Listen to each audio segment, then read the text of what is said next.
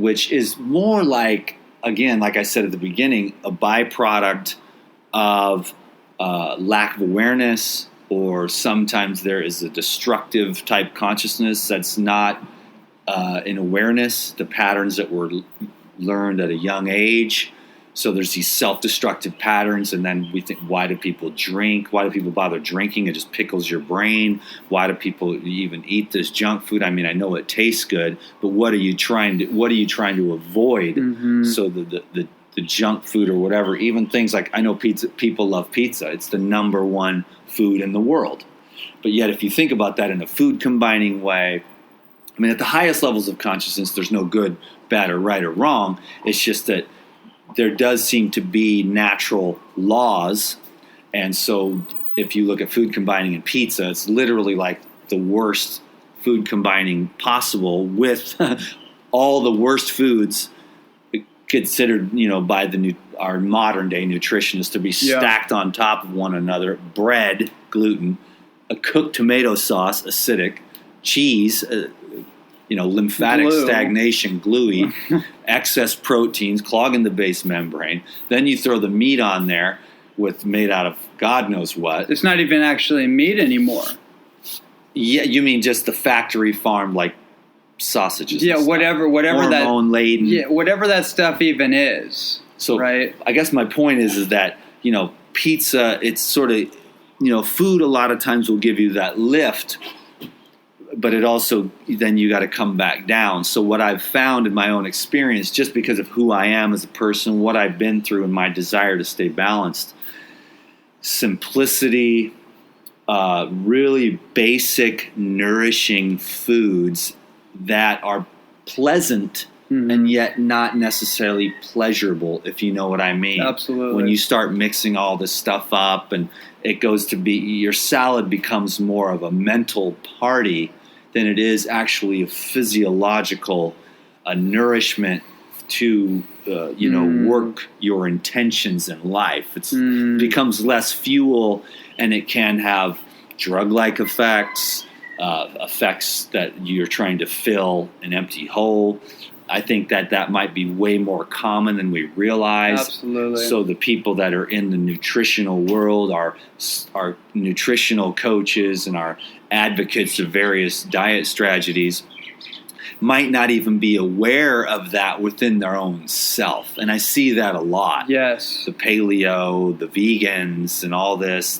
I see through my own experience that just because of the way that they treat each other, and they overly emotionalize the food that we put into our mouths, that they might not even be aware that that's what they're promoting is some type of a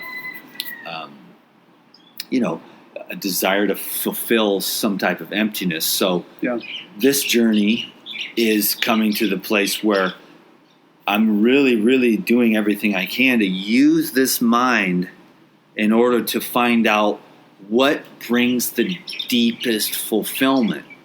And what I've found just recently as like a little, as I've tasted it just a little bit, and we all know this in our mind, but we say service. But then it just keeps going to a deeper and deeper level where less of your small self and your needs and your wants and your desires become less important, and then you start to really focus on what you can do for those people around you with your energy, so that it's almost like some kind of overflowing cup. It's like the example of the more money you spend, the more you get, which is strange. Yes. But people are like, I better save, and I got to scrimp, and I'm on a budget. And what I've learned over the years is that if you just keep spending it, more just shows up without even really doing anything. Same thing for maybe that service of other people, and doing everything I can right now to get rid of the know-it-all or the need to be right, to have that shield of, here's my diet thing, and I've got all this science, and I've got all these anecdotes to try and prove it, and I want to try to convince you.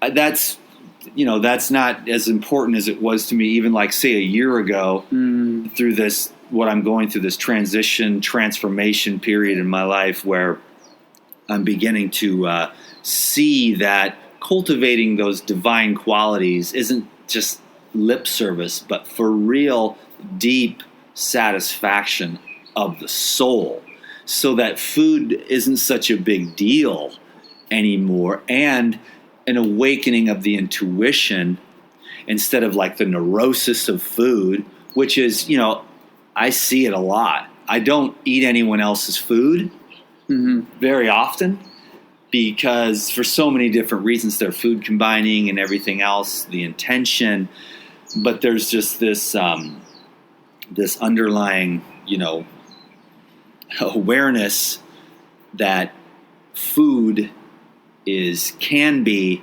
used as a drug, and it looks like it is being used as that to a vast majority of the human beings that I observe silently and do my very best not to criticize. But I've just had this moments of real awareness where I can see that even these raw food meals are just too much, and they take away that mental clarity. But if I just have like 4 or 5 Tangelos, I'm energized, I'm nourished, and then my mind is just clear, And so I know that, and then people will talk about calories and things, and I just think there is, right now all I can really say is that I know there is way more to the story than we're aware of at present.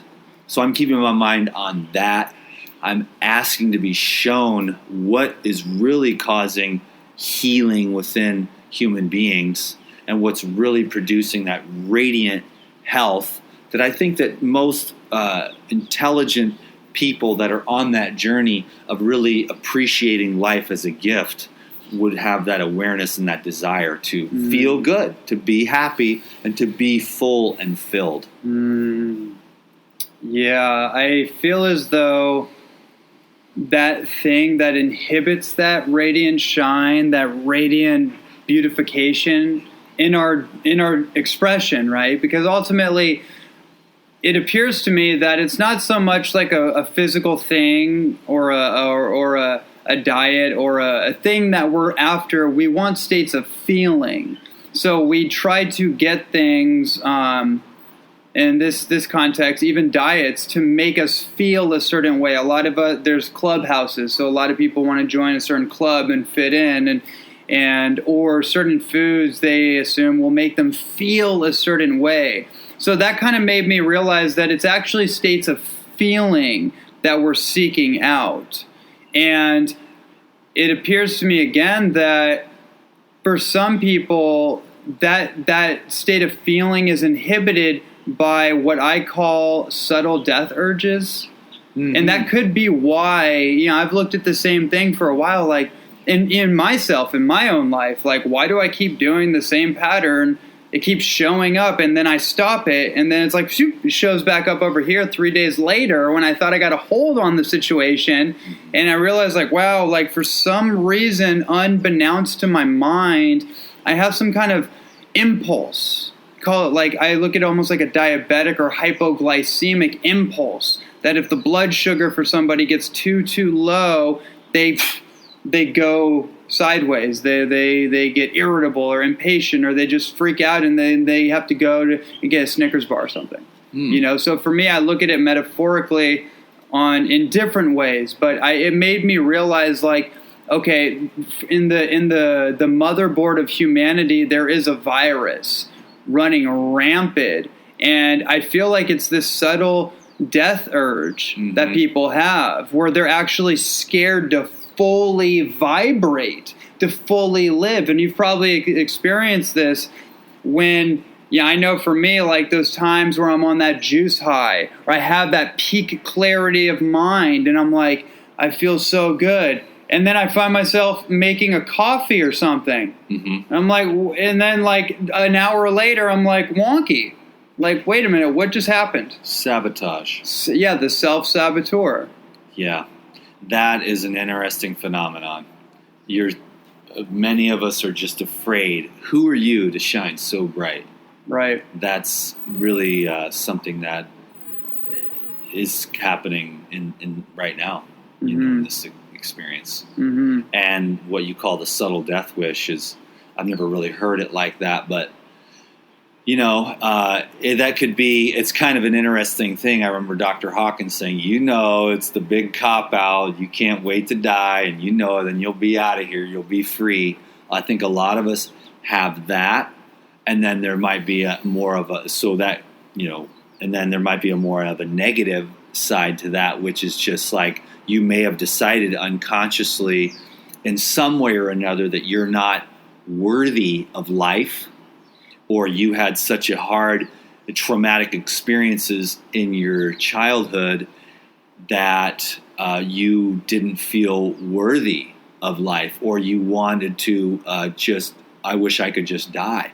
And if you get quiet, if you get quiet and still, and you had challenges in your childhood, which most people do on one level or another, different levels of severity, of course, but on one level or another, there was trauma there. Just the basic whole medical procedure of birth, for one. I mean, the way they do it is just insane. And so you've got that trauma. You may decide that, I can't wait to get out of here. You have a subconscious death wish. And when you, like I said, when you get quiet and still, and you sit there and you really examine the mind, step out of the mind and just watch it objectively, you can see those types of things whirling around. You can see those thoughts. I hate you. You're not worthy. You're unlovable. You're ugly. You're stupid. And you can see that. I hope I'm not the only one that's willing to admit that I see those thoughts, and then sometimes how difficult it can be with those thoughts in the subconscious to use the imagination and to allow desire, because life is desiring more. But the obstructions and the occlusions, and that's what I'm talking about. That's why I can understand why for 15 years on Raw Vegan and then all these years on the YouTube, why people would think, Dan McDonald, you're orthorexic. But it's really like, I'm just super aware, and I know that there's something at some level occluding or blocking the explosion of God's divine love coming forth, and just being just walking into a room and changing the room and lifting it up, which I think in certain ways I already see that within myself because of all the things that I've absorbed and all the things that I'm committed to at a deep level. But then there are those obstructions, it seems, and then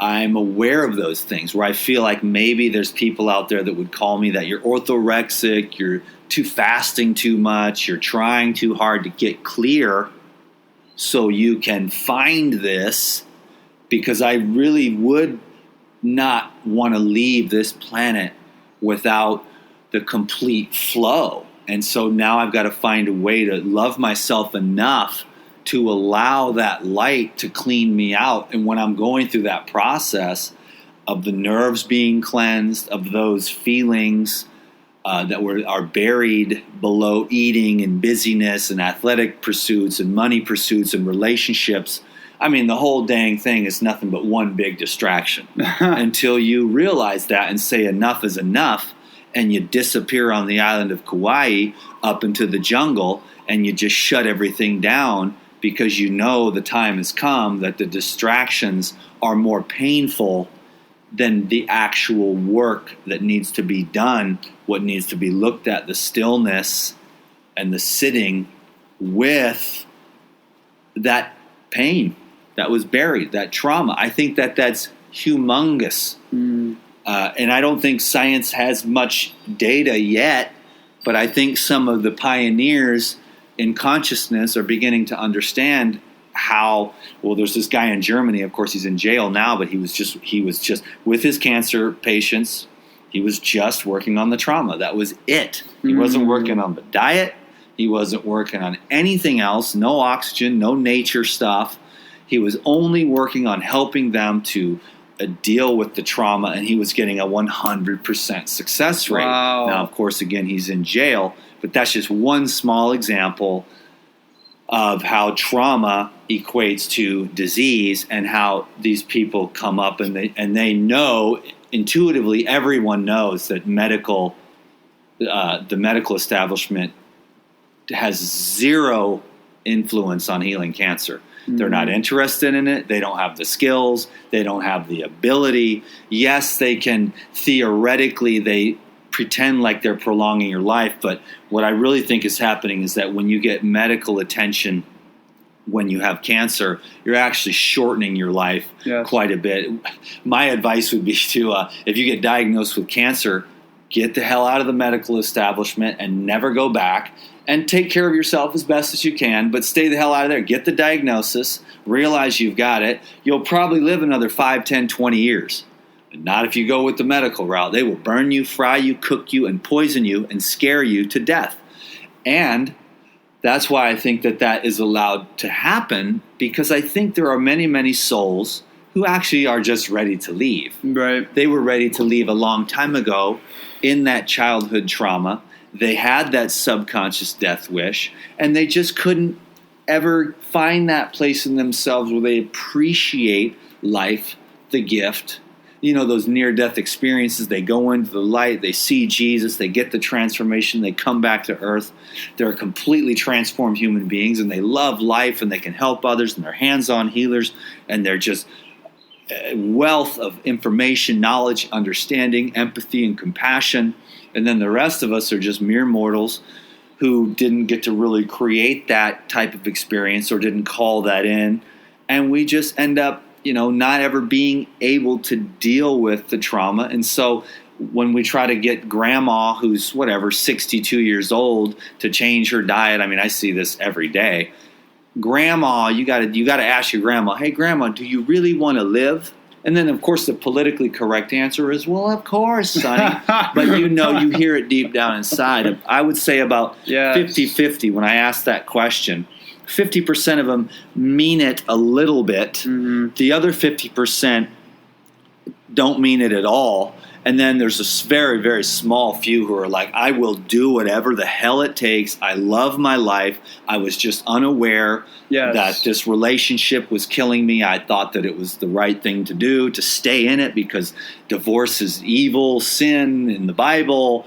And I just went to sleep 30 years ago, and my husband's just abused me emotionally since. And now I am willing to get a divorce. That's how much I care about my life.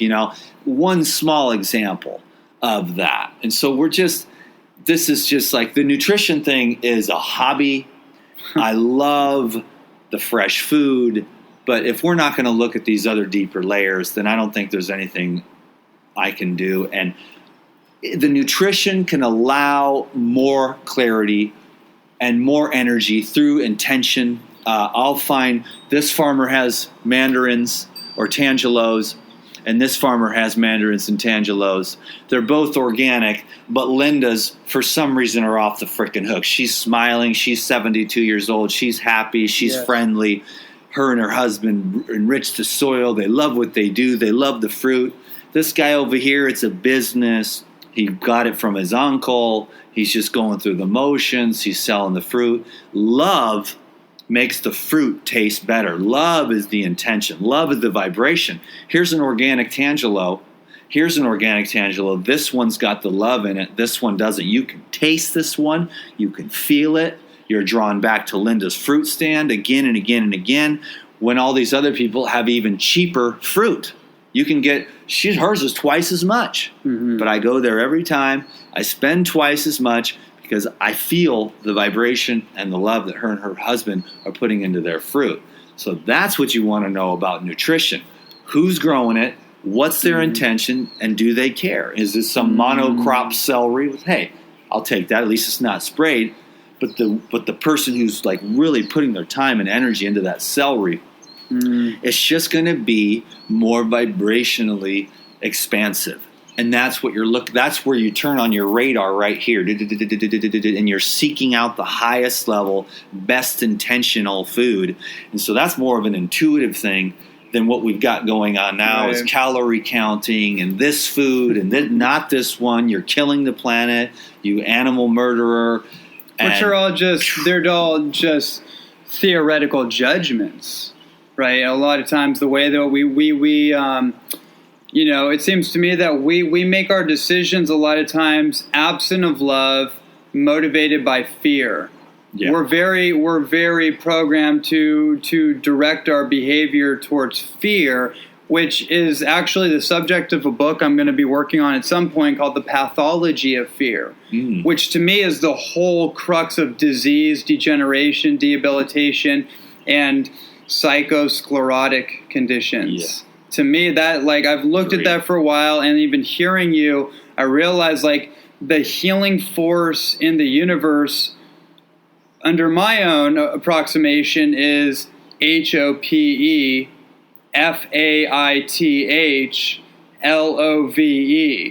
Those are frequencies. Those are points of frequency. Those are states of existence that we can all take on more. And that's really the only point of nutrition to me, beyond, the obvious moving around, thinking, all that. The point of a living foods diet is, to me, I resonate with, what really got me, just a quick thing on, why I got into vegetarianism. There was obviously the scientific point of view, which continues to make more and more sense to me with the environmental pollution. But then I got into Gabriel Cousens, John Robbins was a huge influence, Will Tuttle and the Compassion Diet. And that idea to me just clicked. Maybe for someone else it's not that big of a deal, but for me, I want to walk lighter on the earth.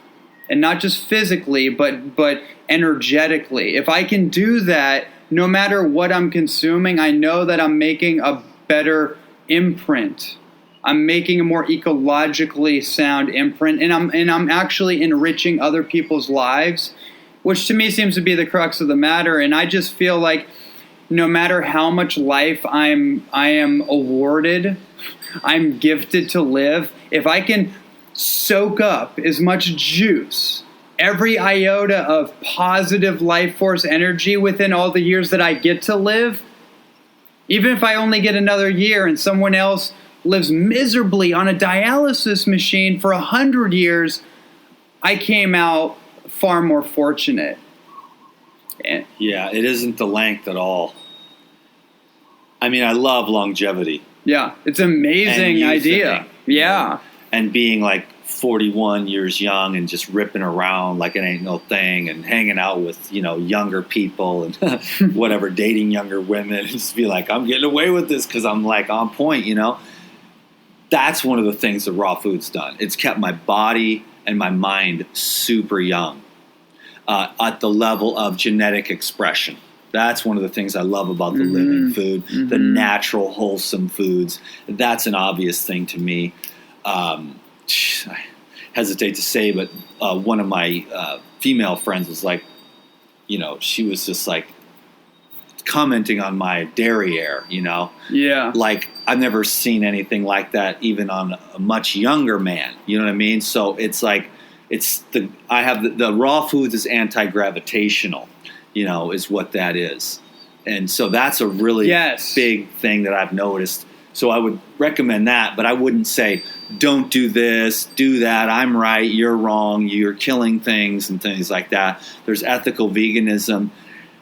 And I know that when you mention that, everyone the hardcore vegans want you to be an ethical vegan, but it's just if you're not, that might not be your journey, Absolutely. But as far as I'm a selfish vegan. I just don't want those food types. A self-centered. You're centered in yourself. I just don't. I mean, for me, the feeling of anything fermenting or putrefying. I just love the fruit fiber, the vegetable fiber, the water, the cleanliness of it. So that cleanliness. I'm probably I think it has something to do with where I fall in the autism spectrum. But I love things to be organized, and I love to be clean myself. I just don't, if it starts to smell or the bad breath or the pheromones are coming off wrong, or I can smell the putrefaction very easily with the raw foods, enhances your senses. And you smell things a lot more. You're just more sensitive. And I can understand why being that sensitive can be a challenge in this world. You need to spend more time alone. You need to become more aware of things like EMF, and you need to be aware of the foods you're eating, the thoughts you're thinking, the people you're hanging around, your lifestyle habits, airports and traffic and LA and Chicago and New York. It's like I wouldn't want to eat my diet living in a place like that, and I never really could live the ideal diet like I am now, but I live in paradise. I don't wear shoes. I rarely wear a shirt.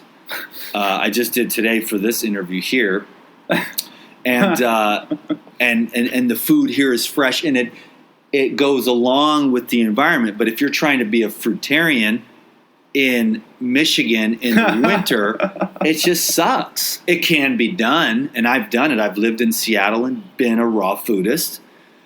You tend to go for more nuts and things like that, but we are hairless, very large frontal lobe primates. Right. For lack of a better way to say it, I know that makes some of the people that believe in creation. I believe in creation and evolution as a simultaneous path. I don't see it as a dichotomy or a duality. I see that we are evolving creatively and creatively evolving. I like that. So God is expecting you, or wait, God is sitting there as an infinite field of pure power and potential, waiting for you to make decisions to evolve yourself and to hopefully express the genes and dig deeper into those potentials to maximize brain function, heart function, body function, joint function, endocrine function, so that you can just be the best you can be. But again, we've got to break through before we get into the science of lifestyle habits.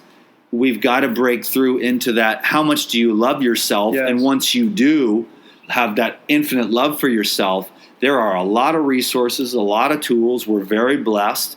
We got superfoods, we got juicers, we got sunshine, we've got each other, we've got essential oils, enzymes, massage, trauma release work. We've got music, we've got trees and nature and birds and insects. We've got all the blessings that we need. We really, at the end of the day, I've found no greater therapeutic tool than sitting naked at the beach. Right. I found no other greater way to get into the God space, I call it, through nature. So for this one, nature is the foundation for the awareness of God to come into us and be there with that. Now that being said, there is still much opportunity for the release of major blockages to success, self-love. I mean, I have 225,000 subscribers on my YouTube, and for a while there, I was making good money, and yet I never felt successful. Right. Because I was never ready, because ever since I can remember, I've been aware of these, they're not even coming up into conscious awareness yet. I can feel them, I can sense them. I'm willing to do anything that I have to do to free myself from the blockages to self-love, success, only because if I were to do that, that would be a blessing to all those around me. It could potentially change the life of my children to view that way. It would be a blessing to other people to see, hey, what we need in this world is one more person who's broken through the subconscious death wish and made it to a type of enlightenment to where you actually you are your own best friend. When you look in the mirror, you like what you see, you love what you see, and you don't get down on yourself when you make a mistake, but you use it instead of that downward spiral of, like it's easy to love yourself when you're on your juice and you're feeling good and your mind is clear, but then can you love yourself through the process of that sabotaging? Why the hell did I drink the coffee? I felt fantastic. And you know it's going to be acidic. Or why did I eat that bag of cashews or whatever the hell you just did to stop that momentum that was happening? Because imagine what is possible for those of us who break through and just keep on going and growing and evolving and illuminating and bam, bam, bam. Next thing you know, you're like moving forward into that Christ consciousness where Jesus was just at the peak, and the yogis and the masters and the saints that were just somehow, some of it was hard work. There's interesting stories, and some of them were just country bumpkins that just through pure innocence and you know, good parenting, really, or that good environment that allowed the blood flow, that allowed those areas of genius to take place. I think there's karma, what the world calls karma, sometimes comes into there. But it does seem to me that there actually is a science of life. Mm-hmm. And we have so much tools at our disposal to maximize good water, sunlight, you know, but breaking through those, you know, you blocking you are holding you back, and you being the you that is, you just absorbed in a theta state all these, you know, family dysfunctions, and now we're learning to go back and recreate a different story. They're doing this in all different types of clinical settings, but they're actually going back and praying for people who were in the hospital years ago and seeing how that's affecting their health in the present. So there's the time and space is starting to really blur for us here. The linear domain is kind of shattering, and we're entering an age of infinite potential. And so when we start to do that and try to work against, or not against, but try to find a way to go beyond our conditioning into a world of, we all hear this law of attraction stuff and everything else, but so very few of us, it all sounds good at the seminars and in the books, but who do you see in this life? Very rarely. Most people are struggling in one way or another. They're struggling in their relationships. They're struggling with their diet. They're struggling with their finances. And who really is using the law of attraction or that magical mastery? And can we give ourselves permission to become a master? And can we command that of ourselves from the highest self and become the master of the lower self instead of the lower self and all its proclivities and all its momentum and all its negative programming? Can we relinquish that and really become masters of utilizing what we have available to us, which is infinite potential? And so this is all me. See, it sounds all really good with the words because I'm an orator. And then at the end of the day, you might not know that I might cry every day from the pain that's left. It's like the wounded healer. I am the poster boy, if there was one, for the wounded healer. And I feel like I'm not even able to share information anymore, because how am I supposed to help people make videos when I can't even help myself, when I can't even heal myself? And that's the biggest thing that's been going on with me, and why I've taken 6 months from my video show, which was a forced thing before. It wasn't coming out of me naturally. I was forcing it for money. I was forcing it for ego. I was forcing it to try to, make everyone think that I'm okay, when deep down inside, I don't even think there could possibly be another person who's more of a mess, And yet, all day, every day, all I do is think about God, Christ consciousness, crystallizing love into this being. So at least the intentions are there, but so is there appears to be pain. and self-sabotaging, exactly what we're talking about. And so I'm just digging deep, and I don't even pray anymore to God because I feel like God is just sitting there waiting for me to work out the bugs in myself, because learning how to love God and be a 4-tiered yogi, yoga of the mind, yoga of the heart, yoga of the service, and yoga of the kriyas, so that the car drives straight. Those were the greatest masters of all. Mm-hmm. It wasn't the yogis that just did one. It was the yogis that were service-oriented through karma, the bhakti yoga of love, jnana yoga of the mind, and the kriya yoga of the learning how to utilize the body as a tool to tap in deeper so that we can become the master of our destiny. We have that capability. You and I, we both know that. And yet, the question is, where's the magical formula to break through the trauma, to break through and release those negative patterns, which for some reason we get addicted to, or we don't want to let them go. We're comfortably miserable with those friends of ours with that subtle death wish. It's like we want a little bit of life, but we don't really want to let go of that subtle death wish because it served us so well to step out into the unknown, to truly be bold, and to truly live a life of love, which would be that fear would just disappear. Mm-hmm. And so it's like you were saying about that book that you're going to write. God bless it, because I already know it's going to be good. We have a choice. Right. We have love and we have fear. Absolutely. And as far as relationships, nutrition, finances, religion, those are our two choices. I know which side I'm going to choose. Yeah. Mm. Mm-hmm. Whew. Wow. So much there.